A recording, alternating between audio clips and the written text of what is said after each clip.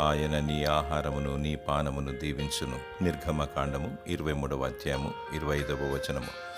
భూప్రజలందరికీ ఆహారమును అనుగ్రహించి దేవుడు తరతరాల నుండి యుగయుగాల నుండి నేటి వరకు మానవులను పోషిస్తున్నాడు. మాకు కావలసిన ఆహారము నేడు మాకు దయచేయమని ప్రార్థించి అడిగి పొందుకోవాలి. కొందరు 3 సార్లు మాత్రమే ప్రార్థిస్తారు. బ్రేక్ఫాస్ట్ సమయంలో, మధ్యాహ్న భోజన సమయంలో, రాత్రి డిన్నర్ సమయంలో ప్రార్థిస్తారు. నీవు నిత్యము ప్రార్థిస్తే నీ ఆహారమును పానమును దీవిస్తాడు, తృప్తినిస్తాడు. కొందరిని డాక్టర్ మీరు భోజనము చేయకూడదు అంటాడు. దేవునికి మొరపెడితే బీపీ షుగర్ లేకుండా చేసి సమృద్ధిగా పుష్టికరమైన రుచికరమైన ఆహారమును దయచేసి భుజింపనిస్తాడు. ముఖ్యముగా ఆత్మీయ ఆహారము ప్రాముఖ్యమైనది. వాక్యాన్ని భుజించాలి. జీవాహారము యేసే. నీ జీవము నశించకూడదు.